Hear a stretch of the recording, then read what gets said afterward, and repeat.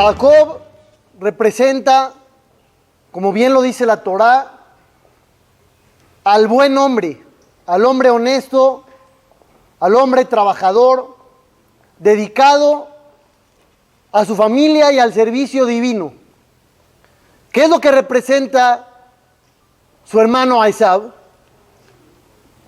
Esaú es uno de los pocos malvados en la historia de la Torá que llevan el título de Arrashá, el malvado. Es Esaú Arrashá.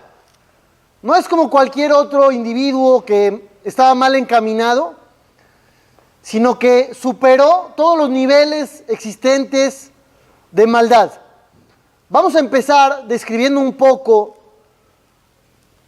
qué era Esaú Arrashá, quién era este hombre tan malvado al que conocemos todos hoy en día como lo contrario a Jacob, nuestro patriarca.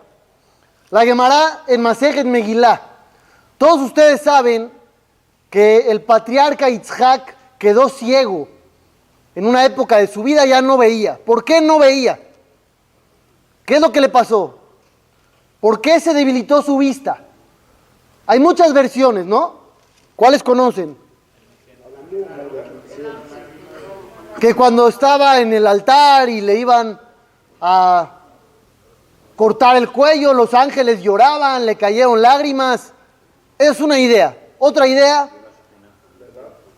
porque el humo del incienso que hacían las esposas de Esaú hacia la idolatría afectó su vista.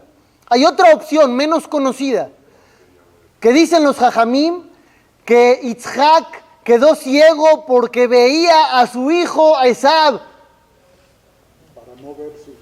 No, era tan malvado que afectó su vista real, en la realidad, ya no veía bien, porque ver a un malvado de ese nivel afectó su vista, ya no podía ver bien. Quiere decir que este hombre era realmente malvado. Dicen los Jajamim cómo era un día normal del malvado Esaú. ¿Qué hacía un día ordinario? El día que la Torá nos describe que llegó cansado y le pidió a su hermano que le diera de comer lo que estaba cocinando. ¿Qué había hecho ese día? Dice el Talmud, Hamesh averot avar oto rasha beoto ayom. 5 pecados cometió este malvado ese día. Cada uno de ellos quizá sería suficiente para darle el título de malvado a este hombre. Baal Nahara Meorasá. Tuvo relaciones con una mujer que ya estaba prometida para otro. Harag Nefesh, asesinó a alguien. Kafar Ba'ikar, renegó de la existencia divina. Kafar Betehiyat Metim, renegó de la resurrección de los muertos. Y terminó con broche de oro, despreciando la primogenitura. 5 pecados en un día, cada uno de ellos enorme. Aparte, ¿no? Sí, la Gemara trae estas 5 en nombre de Rabbi Yohanan. Hay más versiones en los Midrashim, es correcto. El Midrash Rabbah nos dice que además de malvado, asesino, además de cometer adulterio, renegar de Dios, era un hombre hipócrita que no estaba mostrando su verdadera personalidad. ¿A qué edad se casó Yitzhak? A los 40 años. ¿A qué edad se casó Esaú, su hijo? Dice la Torá, cuando Esaú cumplió 40 años, también contrajo matrimonio. ¿Qué es lo que él quería mostrar? Yo soy igual que mi padre. Él contrajo matrimonio a los 40, yo soy igual que él, soy buenísimo. Yo también me caso a los 40. Se le olvidó un detalle. Dice el Midrash, antes de contraer matrimonio durante décadas, Esaú el malvado violaba mujeres casadas. No se casaba. ¿Por qué no? Porque su papá se casó a los 40, él también. Mostraba aparentemente mucha pureza, al igual que su padre. Pero durante todo ese tiempo había estado violando mujeres casadas. El Midrash Tanjumá dice, todo lo que hacía Esab es lo más odiado ante los ojos de Dios. Si nos preguntaran, ¿qué es lo más odiado en los ojos de Dios? ¿Qué contestaríamos? Idolatría, mujeres prohibidas y asesinato. ¿Esas son? Dice el Midrash, número 1, Enaim Ramot. Era un hombre prepotente, que se creía superior a los demás. Dios no soporta a la gente prepotente, a la gente orgullosa. ¿Qué es el ser humano? Nada. Estamos vivos porque Dios lo quiere y en un segundo, si Dios no lo quiere, no estaríamos aquí. Y el hombre se siente superior, dice Hashem, no lo aguanto. Número 2, era un hombre mentiroso.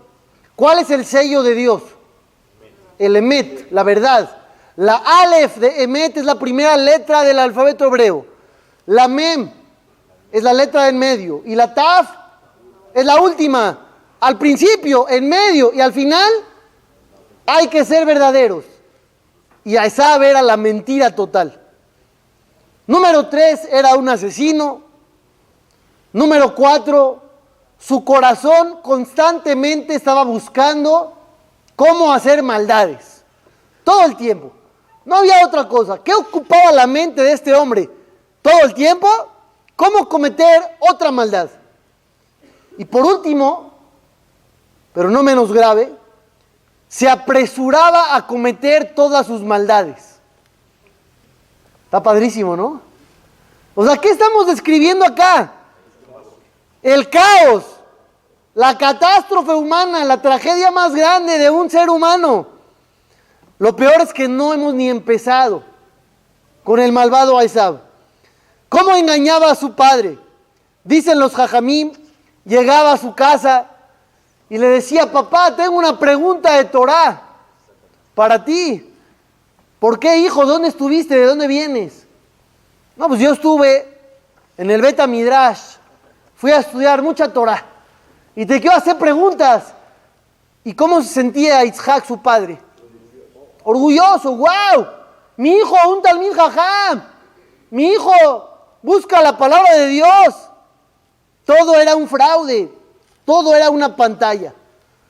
El libro Shem y Shemuel trae algo maravilloso. ¿Cuánto suma la palabra Esab? La Ain, ¿cuánto suma? 70. La Sin, 300. ¿Cuánto llevamos? 370. La Vav, 6. 376. ¿Qué suma 376? La palabra Shalom. ¿Qué es Shalom? La paz. ¿Y este hombre qué representaba? Todo lo contrario. ¿Cómo puede sumar el nombre de Esab el malvado lo mismo que la palabra Shalom? Es absurdo. Del cielo lo tendrían que haber impedido nada más. Y la respuesta que da es maravillosa. Este hombre llegó a ser tan malvado porque se sentía en paz consigo mismo. Él no sentía remordimientos, no sentía conflictos internos a la hora de cometer maldades. Si le preguntabas, oye, ¿cómo puede ser que seas tan malo? ¿Qué te contestaba? Yo no soy malo, yo estoy bien. Eliminé a la basura de la sociedad. Así te diría él, como llegaron a decir algunos otros en la historia. Estoy haciéndole un favor al mundo. Así estaba Esab Rasha. Continúa el Midrash y dice así. Todos sabemos cuando Esab llegó agotado después de este día agitado de tanto pecar y vio a su hermano cocinando ¿qué? Lentejas. ¿Por qué lentejas? Porque había fallecido Abraham Avinu. Y una costumbre es de darle lentejas a las personas que están de luto porque son redondas, porque el mundo es un ciclo, la vida comienza, la vida termina. Esab Rasha, Esab el malvado, le dice a Jacob Avinu, las palabras de la Torah son, dame de tragar de esto rojo que tienes ahí. El Midrash aumenta un poquito más la conversación. Le dice a Esab, a tu hermano, ¿para qué tanto relajo para cocinar lentejas? ¿Qué tuvo que hacer Jacob para cocinar lentejas, alágicamente hablando? ¿Qué tiene que hacer una persona religiosa antes de cocinar lentejas? Seguramente lavó, revisó, que no hubiera insectos aquí y allá. Y le dice a Esab, ¿para qué? ¿Para qué tanto esfuerzo? Tú puedes encontrar cualquier cosa, lo agarras y te lo comes. Y Jacob le dice, pero espérate, no podemos comer cualquier cosa, porque Dios lo prohíbe. Dice a Esab, no entiendo. ¿Cuál es el problema? ¿Por qué Dios lo va a prohibir? Y Jacob le dice, no, sí, mira, hay reglas y hay después, va uno a rendir cuentas con Dios. Le dice a Esab, ¿tú crees que hay otro mundo después de este? ¿Tú crees que hay otra vida? ¿Crees que los muertos van a revivir? ¿Acaso le dice a Esab, a su hermano, desde que Adán Arishon, el primer hombre en la historia, murió, ¿viste que alguien regresó?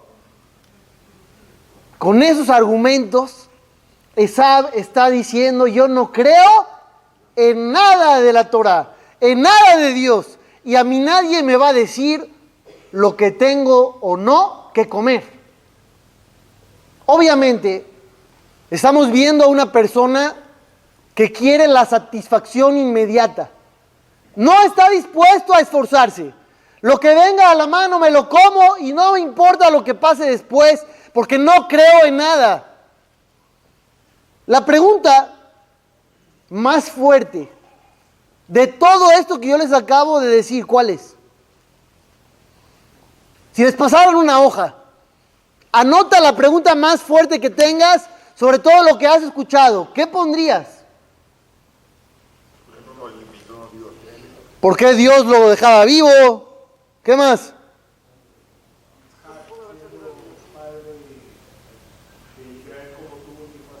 ¿Cómo salió un hijo tan malo? ¿Cómo lo aguantaron? Pregúntale a los jajamín. ¿Cómo en la misma casa vivían los dos? Jacob y Esab. Vayan más atrás. Estuvieron de vecinos en el vientre de su madre. El mismo embarazo. Quiere decir que tienen los mismos padres. La misma casa. La misma educación.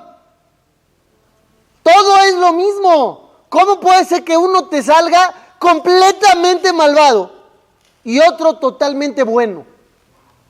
Es posible que dos personas con los mismos fundamentos y bases tengan dos vidas tan distintas. Parece imposible. La Torah nos dice, Vaigdelu Nearim, cuando crecieron los jóvenes, Jacob y Esab, uno se convirtió en un hombre de campo, se dedicaba a cazar, y el otro se dedicó a lo espiritual. Dice Rashi, todo el tiempo que eran chicos, nadie sabía quién era el bueno y quién no, porque ambos se veían igual. Hasta los 13 años, tú ves a Esab y ves a Jacob, ¿y qué ves? Ves exactamente lo mismo. En ese momento, ¿Esab era creyente o no? Seguramente sí. Solamente hasta después renegó. Jacob, en vez de renegar, continuó firme en sus ideales. ¿Qué vio que renegó? Esa es la pregunta. ¿Puede un judío conocer el judaísmo y odiarlo al mismo tiempo? Es una pregunta muy fuerte la que acabo de formular. ¿Puede uno conocer el judaísmo y odiarlo? ¿O todas las personas que lo odian es porque no lo conocen?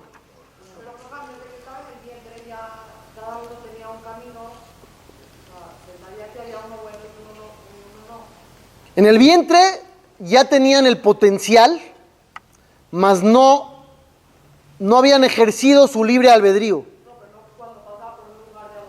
Sí, la tendencia ya la tenía. Como todos nosotros que de nacimiento ya tenemos ciertos rasgos negativos. Hay gente que nace y desde chiquitos son flojos. Gente que nace y ya es explosivo y enojón. Esas tendencias todas las tenemos. Y nuestro trabajo es contener algunas, cambiar otras, explotar las buenas. La tendencia ya estaba. Eso sí, es indiscutible. Pero ahí está que desde chicos, todo el inicio, parecía que los dos iban por el mismo camino. Obviamente Itzhak y Rivka le transmiten a sus hijos los valores correctos. Uno decide tirarlos por la borda y otro decide quedarse con ellos. La pregunta es, ¿cómo puede uno odiar un judaísmo que conoce? No era un ignorante. Obviamente Itzhak y Rivka enseñaban. ¿Cómo puede uno odiar lo que sí conoce?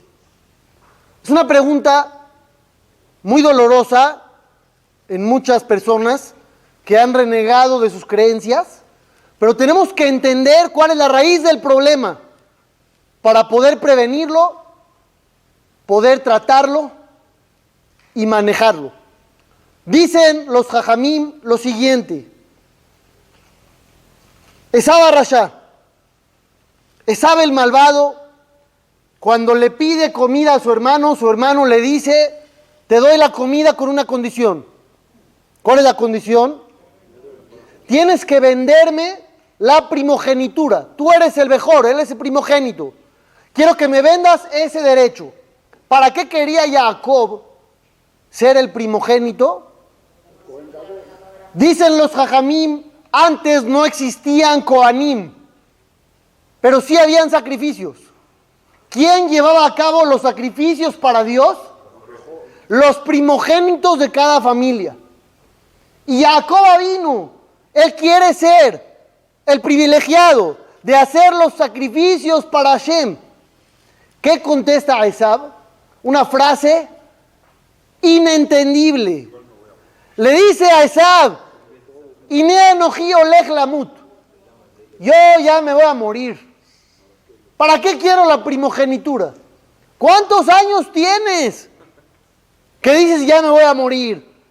¿Esab era un anciano terminal de 106 años? No, era un muchachito. Hay quien dice que tenía 15 años de edad. ¿Cómo puede decir ya me voy a morir? Entonces explican los Jajamim. Dijo Esab: si yo me quedo con el servicio a Dios, corro un riesgo muy grande. ¿Cuál es el riesgo? Si hago mal, el sacrificio es un pecado. Y si me lo como en momentos incorrectos, pues es otro pecado. Y si no lo quemé en tiempo correcto, pues es un pecado. Pues con tanto pecado, dice Esab, voy a acabar peor. Yo no quiero la primogenitura, porque es un riesgo por donde lo veas. ¿Tiene razón o no? ¿Por qué no?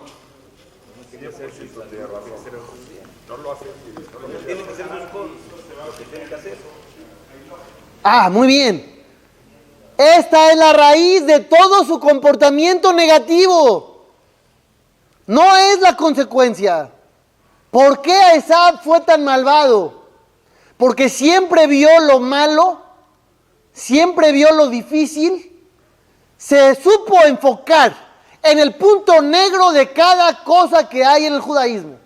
Si tú eres el privilegiado de hacer un sacrificio para Dios, en vez de sentirte dichoso, le vas a encontrar la falla, el riesgo, lo negro y lo malo, y por eso no quieres saber absolutamente nada de todo esto.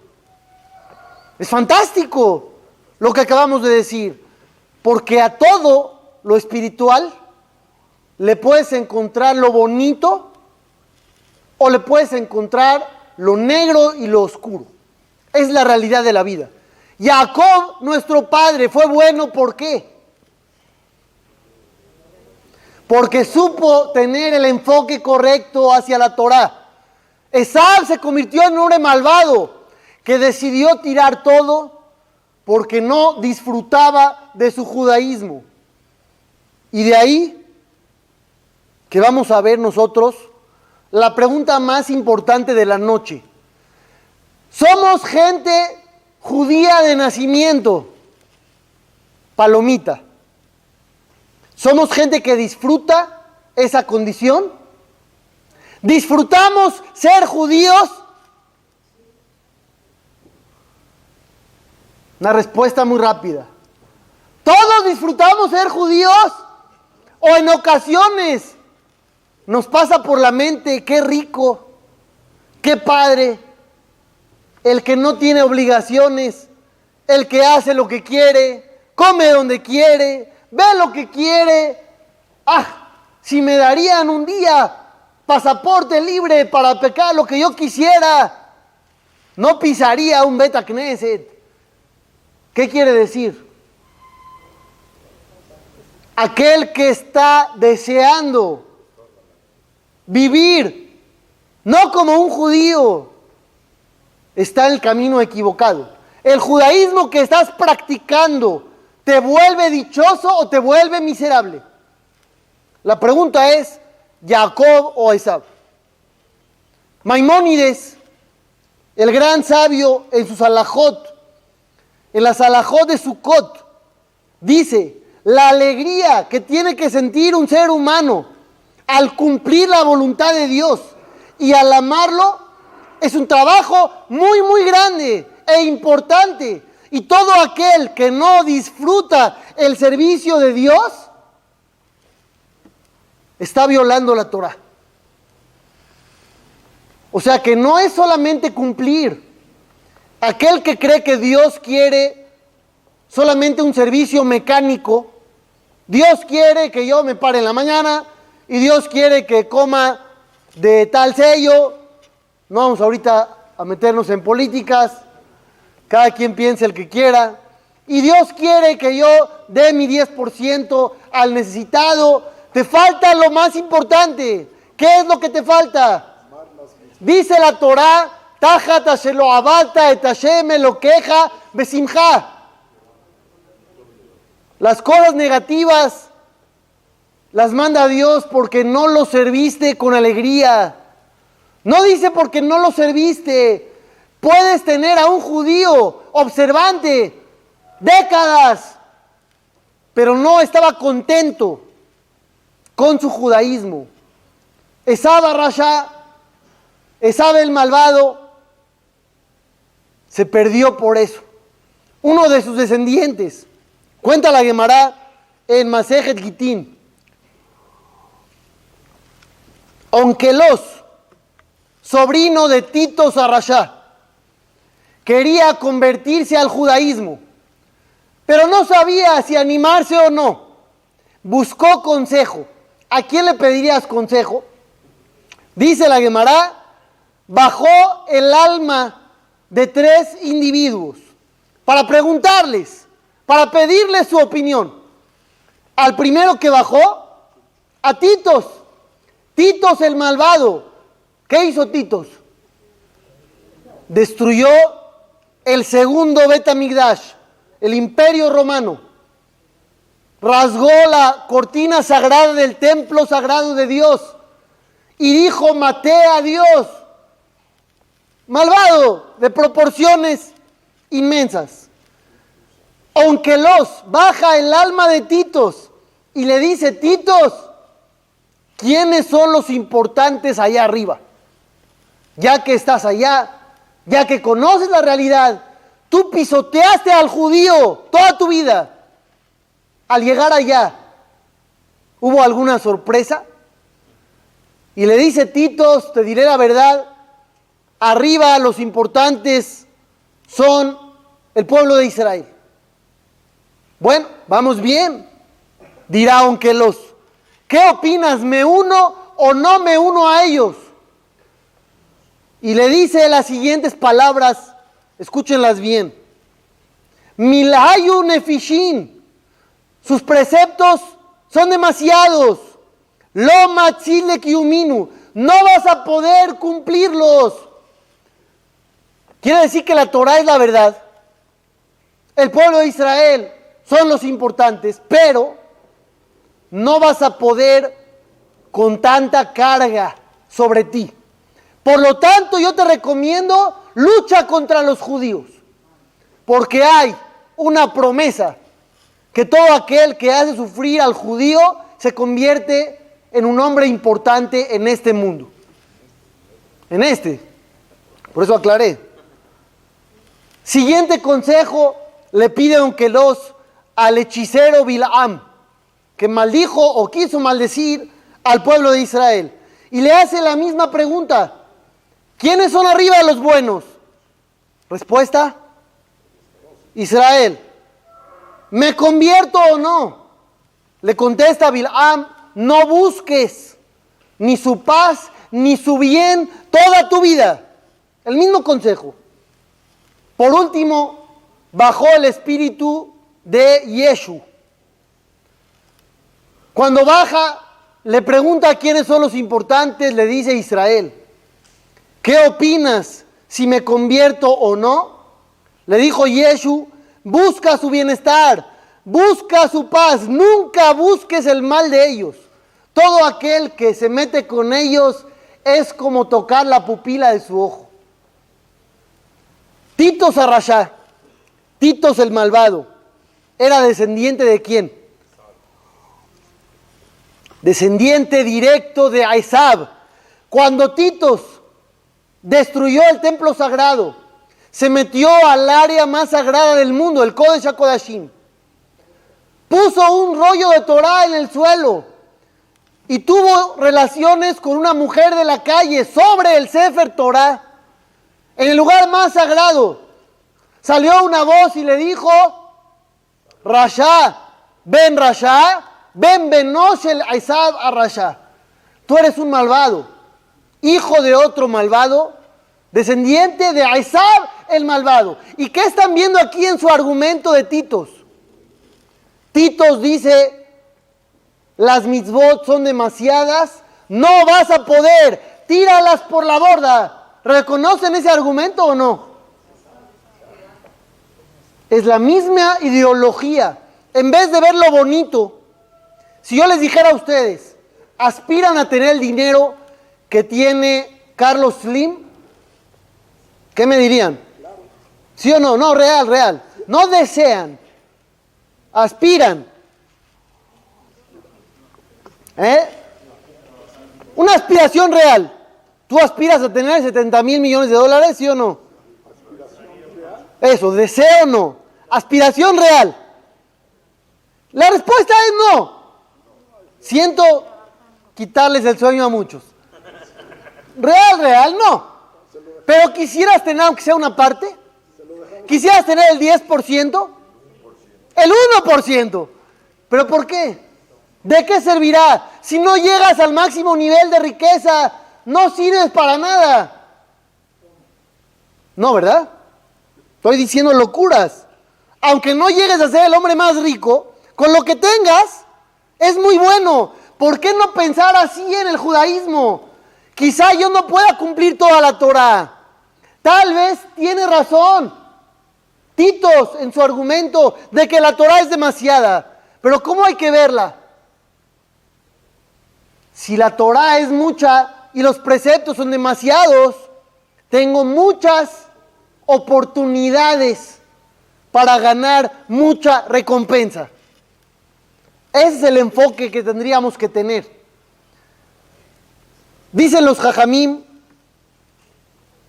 en la Gemara, 4 personas alistaron a sus animales para ir a ciertos viajes y los 4 lo hicieron con suma alegría.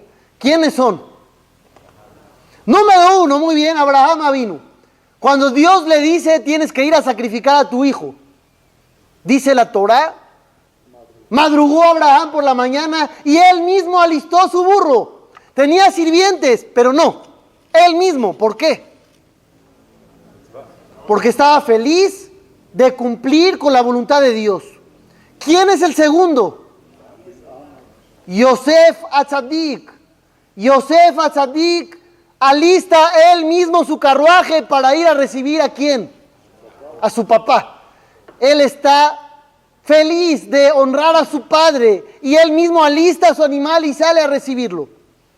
El tercero, Bilam, para ir a maldecir al pueblo judío, él mismo alistó su animal. Y por último, ¿quién es el cuarto? Paró, el faraón de Egipto, que dice la Torá, él mismo alistó su carruaje para perseguir al pueblo de Israel.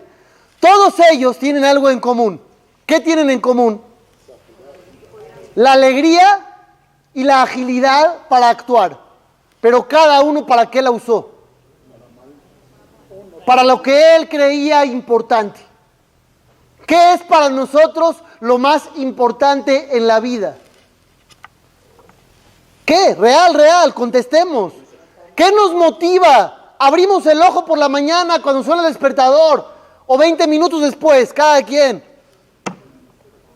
¿Qué te motiva a levantarte? ¿Qué es lo más importante para ti? La familia, ¿real? Ahorita me acordó, dice que un hombre le dijo a su mujer, oye, mi vida, ¿no te gustaría regresar a los 60s? Y le dice, ¿a los 60s? ¿Para qué? Si no había nada, no había internet, no había teléfono, no había celulares. Le dice, no, mi vida, a los 60 kilos.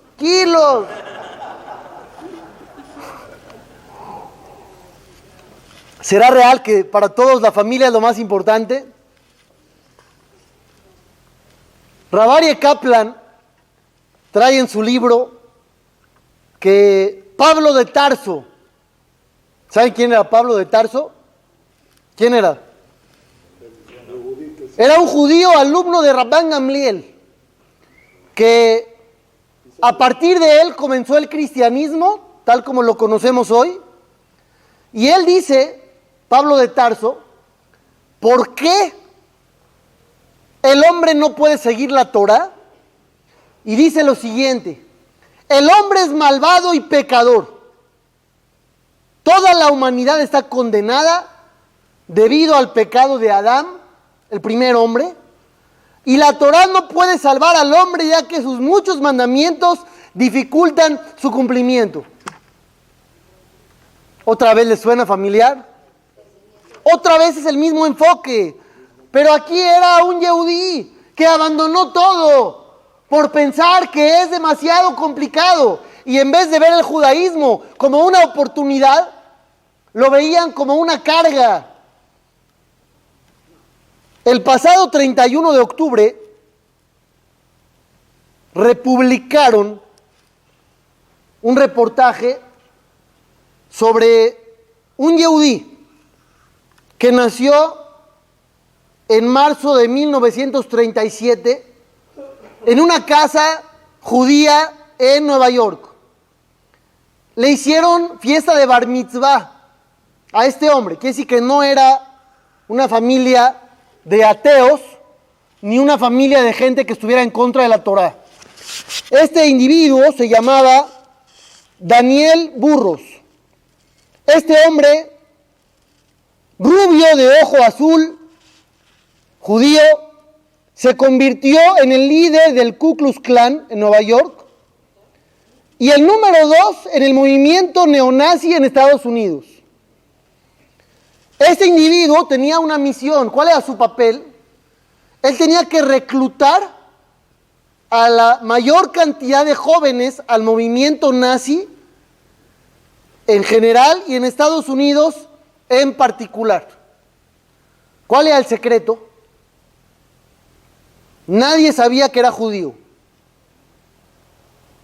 Líder del movimiento nazi en contra. Nadie sabe que es judío. ¿Quién se enteró? Un periodista del New York Times se entera de que este hombre es judío y le manda a decir que piensa publicar su origen para que el mundo sepa la verdad. ¿Qué hizo este hombre? Amenazó que si hacían público su origen judío, se iba a suicidar. Al otro día salió en los periódicos el reportaje, publicando obviamente su verdadera identidad, y este hombre efectivamente se suicidó, porque habían descubierto que era judío, era un hombre judío avergonzado de su verdadera identidad, avergonzado de su religión, a tal grado de llegar a odiarla al más alto nivel, convertirse en un miembro de un grupo de asesinos. Y la pregunta es muy fuerte. Este hombre odiaba su judaísmo, ¿por qué? ¿Por qué lo odiaba? ¿Por qué odiar ser judío en vez de ser un judío orgulloso de su origen? Quizá porque tenía la misma idea de Esaú el malvado.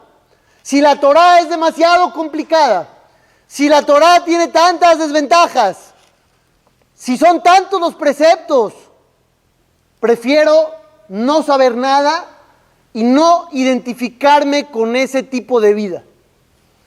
Nosotros obviamente, Baruch Hashem, no estamos en ese nivel. No somos gente que odia el judaísmo. Gracias a Dios estamos años luz de ahí. Mi pregunta esta noche es otra. No odiamos el judaísmo, es correcto, pero ¿estamos felices con él? ¿Estamos orgullosos de nuestro judaísmo? ¿O nos falta trabajar un poquito más para conocer? Si queremos estar felices con nuestro judaísmo, debemos conocerlo para poder ver lo bonito y lo bueno de cada cosa. Cuando decimos Ratzah Kadosh Baruj Hu Lezakot et Israel, Dios quería darle mérito al pueblo judío. Le fija Jirba Lahem Torah u Mitzvot, y por eso les dio más Torah, más Mitzvot. Es como el padre que le dice a su hijo: ten 1,000 pesos más. No, otros 1,000 pesos más. Otra vez y otra vez. ¿Por qué le da tanto? Porque lo ama y quiere hacerlo feliz y piensa que ese es el camino. Dios dijo: ahí te va una mitzvah, otra mitzvah, otra mitzvah. La tarea no es de hoy, es a partir de hoy. Es empezar a valorar un poquito más las oportunidades que tenemos de cumplir los preceptos de la Torá. Y si no los conocemos, acercarnos sin miedo con algún jajam que sepa y decirle: jajam, este precepto no me cuadra, ¿por qué es así? Y quizá el jajam te pueda dar un enfoque distinto al que has conocido toda tu vida, y entonces quizá te va a cuadrar y vas a decir: wow, no lo sabía.